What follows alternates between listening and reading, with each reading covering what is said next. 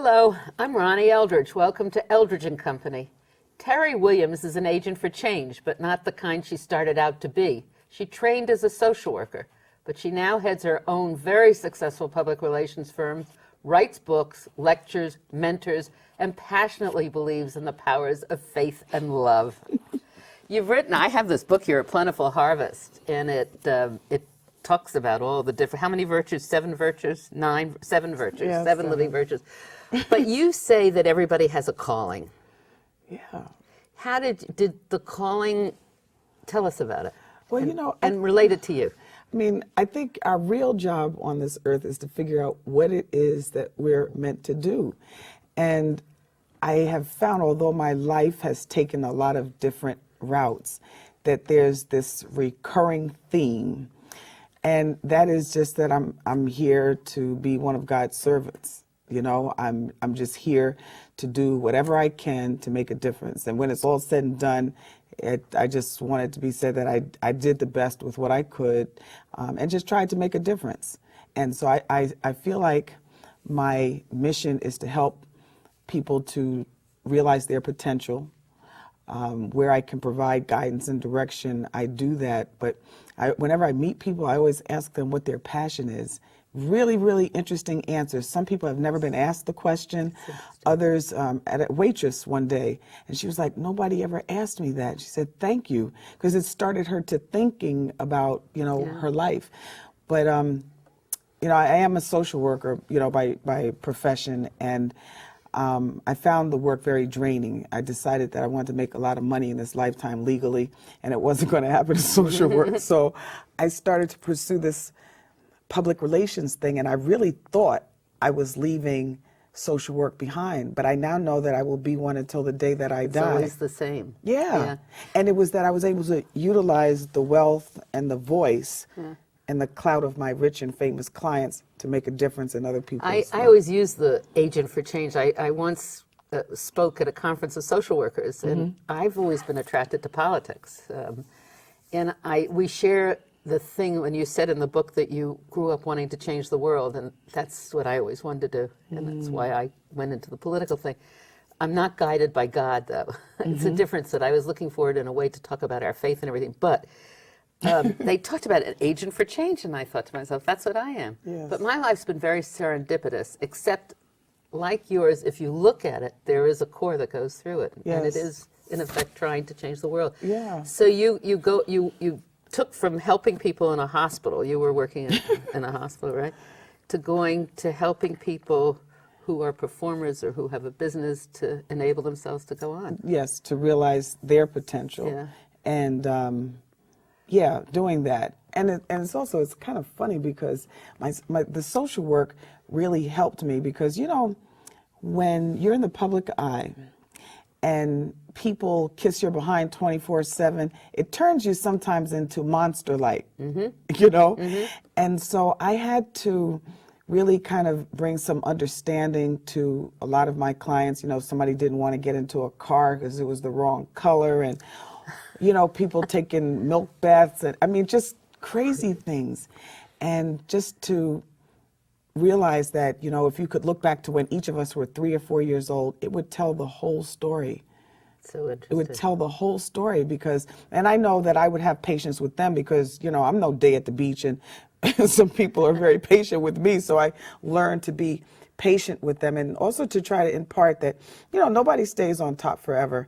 And the way that you treat people when you're on top is exactly the way you're going to be treated when the lights so come down. you have what's billed as one of the largest or the largest African American public relations firm? Well, one of the largest. It's not so much the largest as much as people know me. My story was significant in that I signed, my first client was Eddie Murphy and then Miles Davis. And at the time, African American practitioners were not representing A-list black superstars. So that was kind of what made people sit up and take notice. And because when was that? In '88, and because I give back all the time, because there were so many people who helped me to get to where I am and who sustained me, and I know is something you live by. The only way to return that is to do something for somebody else. Totally. A pass-along theory, I call it. Yeah. Yes. And it just comes back to you in so many ways. So there have been so many young people over the years that that I've mentored, that the Terrie Williams Agency story has been recounted in several public relations and journalism textbooks. So it's like, because they're studying in school, they reach out to us constantly. So you're the source they come to. Yes, yes. Do you, when you say it's an African American agency, does that mean, it doesn't mean We that you just don't handle represent black people. What? I said we don't just handle black people. Okay, that's right. You're not black people. And do you have, is your staff all black? Oh, absolutely not. No, absolutely not. I'm just into finding the best talent. You know, I'm drawn to people's spirits and the kind of power that they have, the sense of humor that they have. They're just what kind of a person they are. And can they get on the phone and sell and make a difference? So no, I represented 2 Stephen King movies, The Stand and Langolier, and Sally Jesse Raphael, and did a lot of corporate work. But when I first started my business, it was mostly black superstars. And it was a little challenging because people would look at me and say, okay, well, she's a black woman, so she can only handle black people. So people do want to pigeonhole you. Mm-hmm.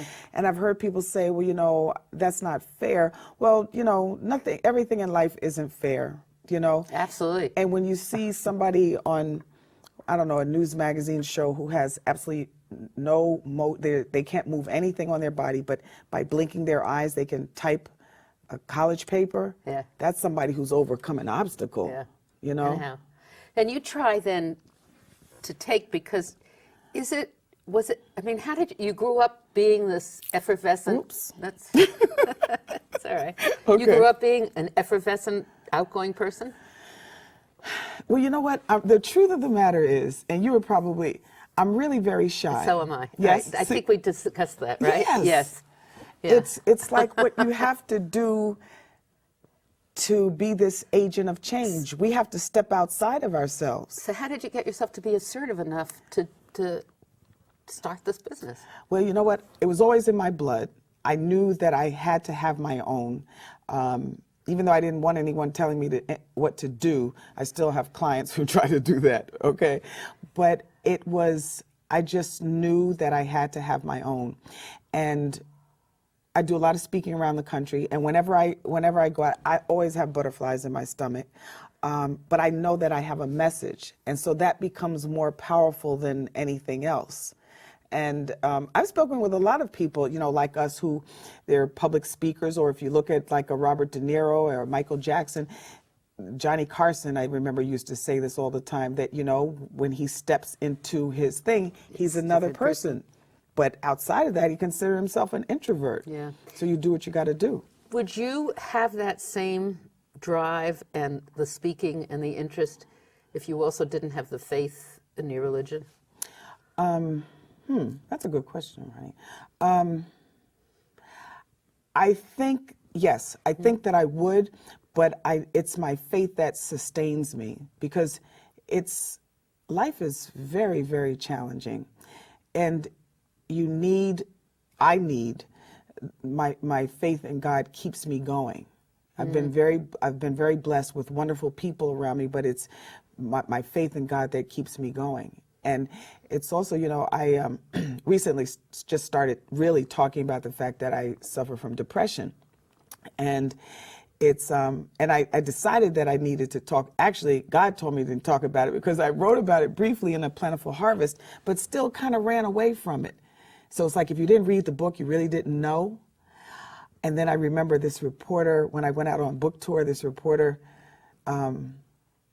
did a story, and the front page said, author uses her depression to help others. And I was like, oh my gosh, she has outed me.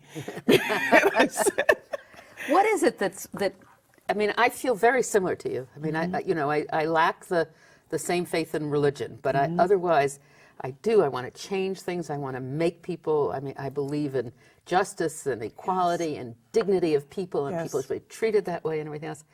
But what is it that makes some of us do that and other people not? And what is it that makes us always look at something and want to sort of turn it to use it to the advantage of other people or something? Do you know what I'm saying? we're on special assignment. So I have to begin to reevaluate Yes. what I believe. Yes, yes. Yeah. You are a rare treasure. Well, And it's true. yeah. I mean, we are on this, I believe that we're on this planet to hold each other up. We are here to make a difference. You are supposed to use your unique gifts and talents to make a difference. And people like us, someone sent me a note the other day, who encourages the encourager? Because the work that we do, caring about people, is extraordinarily draining.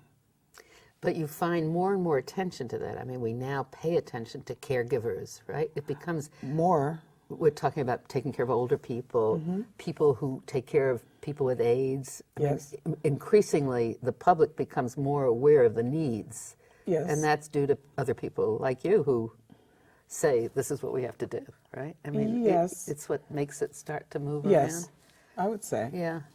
It's, your parents were interested in the community and...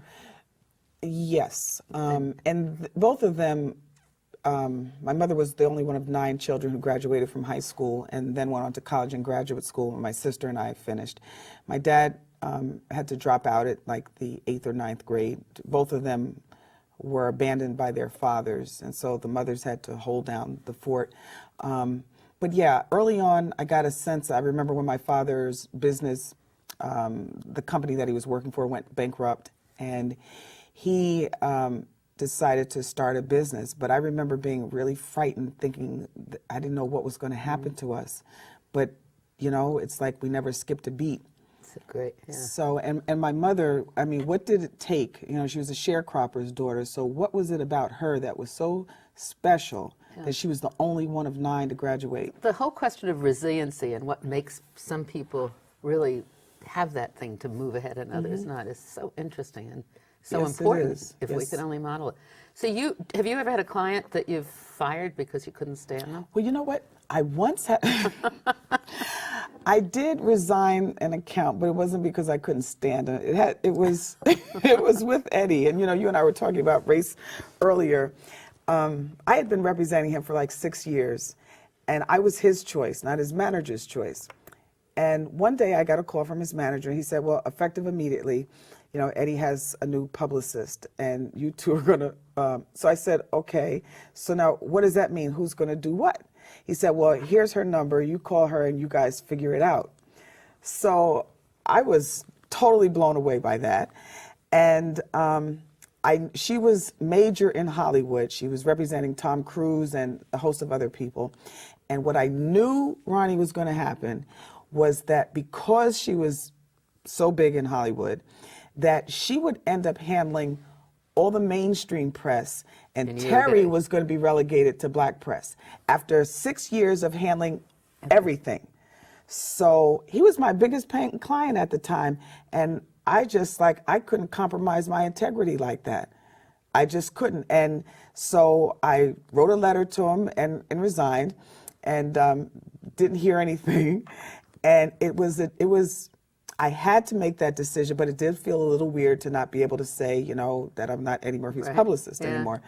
And then because I was close to him and his family, went to the wedding. His brother got married about a month and a half later, and I see him and he says, so how come you didn't want to work like that? And I said, well, first of all, you know, you have your guy just call me up and just tell me that this is what's going to happen. And I explained to him just what I said to you. I wasn't taking 2 steps backwards like that. And he said, you know what? I know very well that there's nothing that she can do that you couldn't do if I would be more cooperative. And that was a Saturday night. Monday morning, Miss Thing was gone. Oh, very good. Congratulations. You know? Yeah. So what about you? Have you ever had, like, I know you have, taken a... Oh yeah, I used to get into terrible political jams because I wouldn't go along with them. I mean, that was, you know, a whole thing.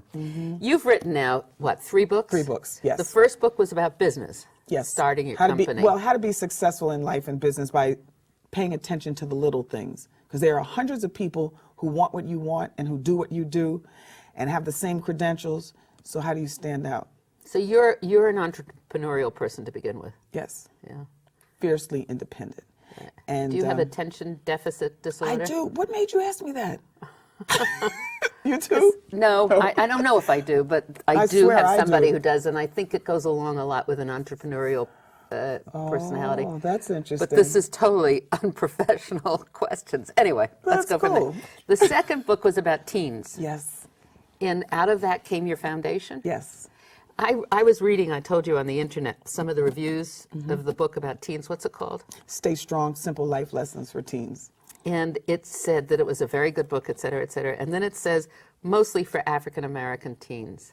And I thought to myself, that is really, I mean, Yes. here we are trying in this world to do something about race. And we're Yes. going to have a book review that says that. So when you write a book, who do you write it for? I'm humanity. It comes from things that are near and dear to me. And I write from that experience. Like the personal touch was because I saw that little things worked. That if someone does something for you and you say thank you, it makes a difference. It'll make them want to do it again. Or if I ask you to do something and you say sure, but really it's your assistant who's going to get the job done.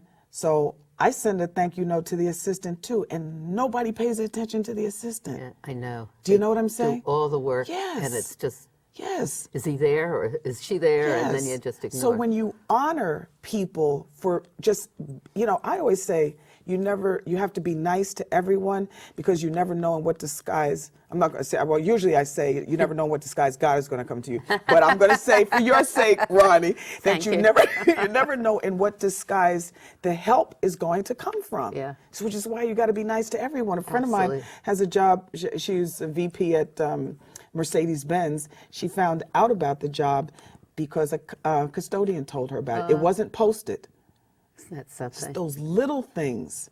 So I want to share that because that's part of the giving thing in me, that you can really stand out in life if you pay you're just attention to the nice. little things. Yes. And that goes back to respect for people or respect for, it's just terrible the way I think we Yes. so often become so. Yes. You Unloving look at homeless people on the street, even when they're asking me for something, I will look them in the eye and say no. Because I remember readings, or if I don't, because sometimes I do. Sometimes I'll say, well, here's some food, and then I'll say, well, what is it?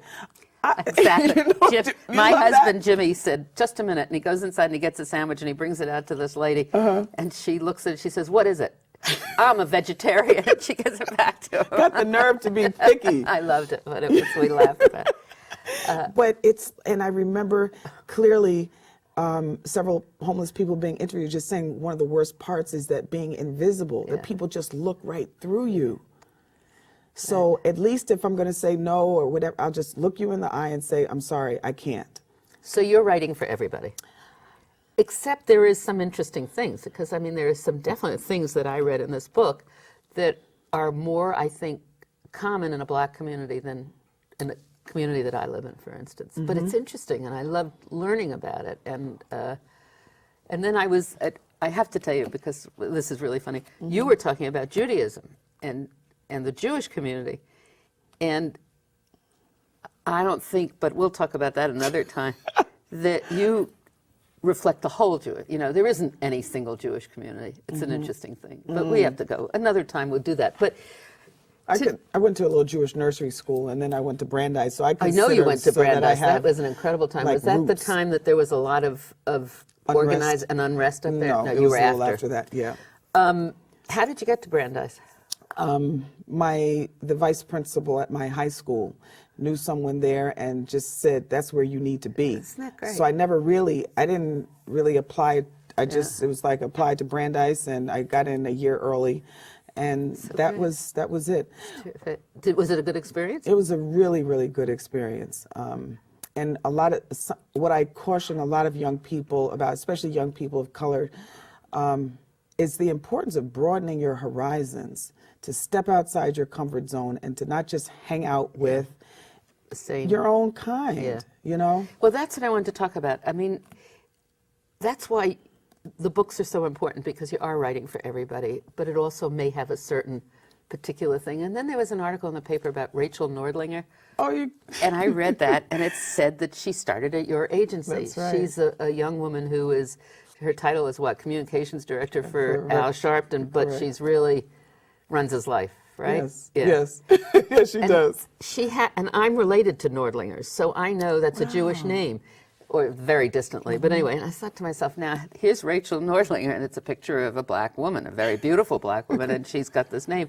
And it turned out she was adopted by a Jewish family, right? And grew up, she said, as a white girl.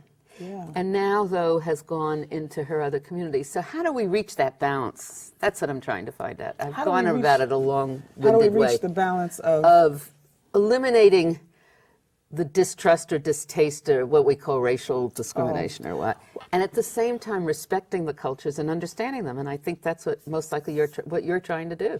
Yeah, well, you know, I assume that all of us are underneath. Same. We're the same. We all have the need to want to be loved and nurtured, and we have fear of being abandoned, and we're all the same. So it becomes clearer and clearer to me every single day that's shared. We have a shared humanity, and I think that we need to share our stories with each other, because once you share your story, you find out that you're not alone, that you know that you're not standing on the ledge by yourself, or if one person has experienced it, hundreds and hundreds of other people have. We have to share our stories with each other, because we make assumptions about people. And the other thing too is, you know, when you have maybe a challenging exchange with someone, sometimes we take it personally, but many times it has nothing to do with nothing. Yeah. But if you could go back to when each of us were 3 or 4 years old, it would tell the whole story. I remember a 16-year-old girl who was participating in the Stay Strong Foundation tour. We had been together for about 2 hours, and young people sharing their challenges and how they got through them. And this girl said at the end of the 2 hours, she got up and she was crying. She said, you know what, I'm never again going to judge anybody. She said, because sometimes you walk down the hallway and you think that somebody thinks they're cute, but you have no idea what it took for them to get up and go to school that morning. Because this young lady had talked about having, her mother was a crack addict, and she had to get her siblings, you know, ready. If we only learned each other's stories. Yeah. You tell us about the foundation. Well, our mission, our kids are out there parenting themselves, you know. The motto of the foundation is that if we don't give our kids time, the system will. It's real clear. I don't think anybody's just born bad, but it's surroundings, you know. If you have the proper nourishment, encouragement, support, and exposure, you're a winner. But so many of our kids just don't have that. And the other thing too is, and I'm not just talking about kids who are quote unquote at risk, there are a lot of very wealthy young people at risk. And if you, Wandering, no, go on. Just wandering So where do aimlessly. the kids, where do they come from? How do you find them? How do they find you? Well, people actually, I do a lot of speaking around the country as a result of my work with youth, the Simple Life Lessons for Teens book. So many people call. I done a lot of speaking at, you know, Planned Parenthood chapters around the country. So they've learned about my work and the book, and so they'll reach out, go to schools. We did an 8-week program. We got funding from Verizon and Macy's and a couple of other entities, and so we implemented an 8-week program at IS 62 in Brooklyn. Just really amazing how these young people, we only had them for 8 weeks, but how they were just transformed. And what did you do for that 8 weeks?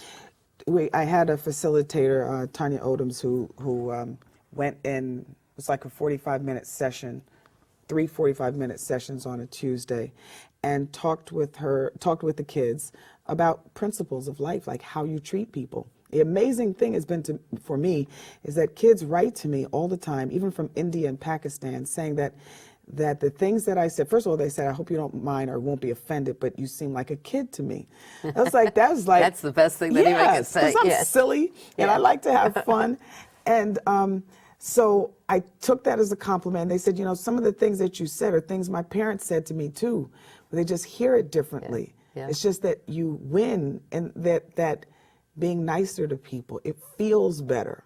What, now, you also provide mentors? Yes, yes, mentors and shadowing opportunities. The shadowing opportunities fascinates me, so let's tell that. Well, it's really, our kids will never hope, dream, or aspire to anything unless they are exposed.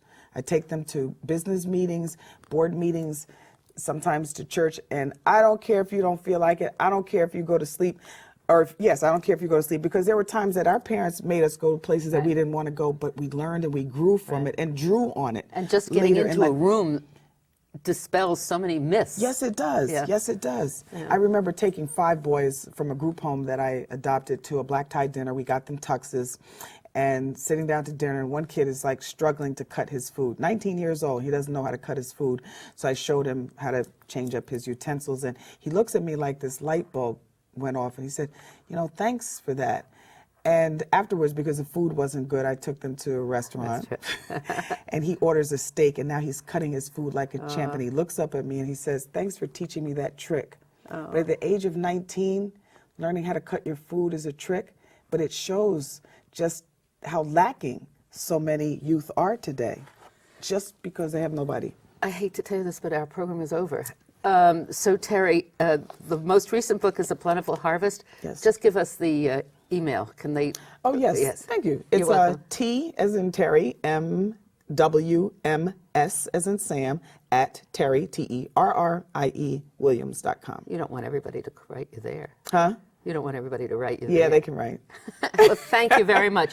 Be and happy to hear and from you can tell that your enthusiasm and faith and everything else is serving us so well. Thank you.